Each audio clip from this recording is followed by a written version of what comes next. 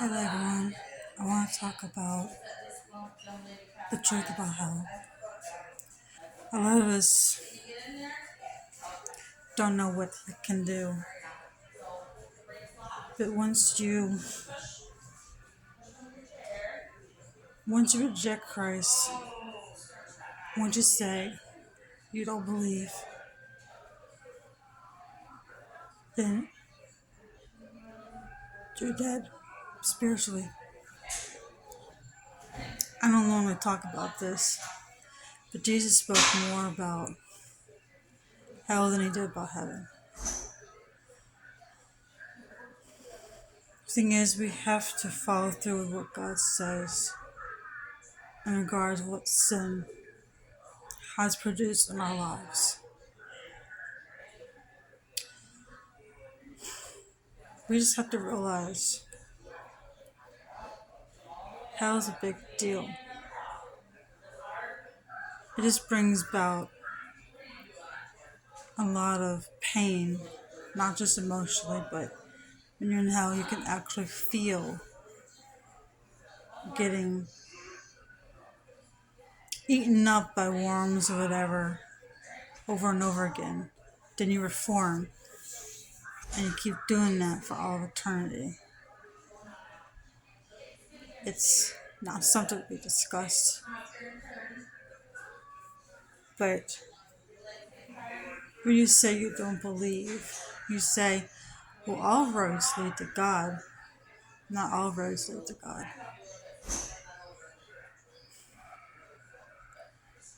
All religions don't lead to God. You have to understand that's something that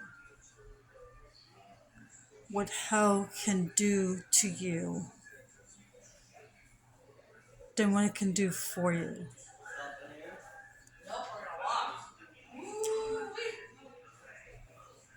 The thing is that there is darkness that can be felt, and the fear that overwhelms you is unbelievable.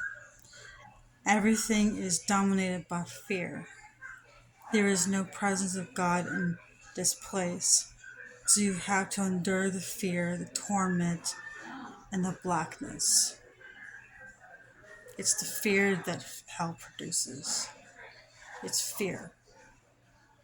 All around you, in you, there's no faith in this. There's no trust. There's only fear. And it's just unbelievably scary. Another thing is, there's no water in hell. There is no humidity in the air and no water of any kind. It is so dry, you are desperate for one drop of water. Think of the rich fool in Lazarus. Remember how that rich man, he had all the things until he died and Lazarus died. He's like, I need one drop of water to cool my tongue. Another thing is, unforgiveness is such a crime in the spirit that Jesus said the penalty is God's will. God will return you over to demons, which I will provide the scriptures later. But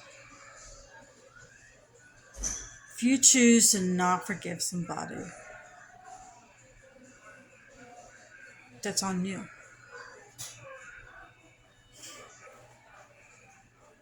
Thing is, we all make choices that lead us to hell.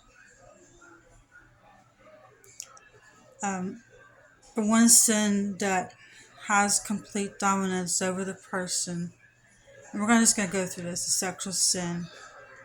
It short circuits your body and soul, mind, emotions, and spirit. And the three things that Satan will get you into the pit: offense, unforgiveness, bitterness, and rejection. all forms of fornication, including adultery, porn, and masturbation.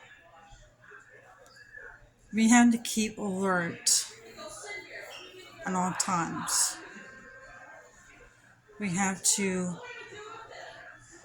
pray at all times that we might be strong enough to escape such horrors and stand up before God. So we have to purify our hearts. I mean, hell is so much. It's even the smell in hell has a horrible and stenchy smell that if you take an open sewer, spoiled milk, feces and urine, rotten flesh, and mix it together and multiply of 1,000, it will come close to the smell in hell. God's definition of torment is different from ours. God would be a gentleman and say, "You said you did not want me, so I'm going to respect your wishes." That's the bottom line, and that's the truth. Wasn't made for unbelievers. It was made for Satan. But then that's where we come in of rejecting and denying God. How foolish can we be?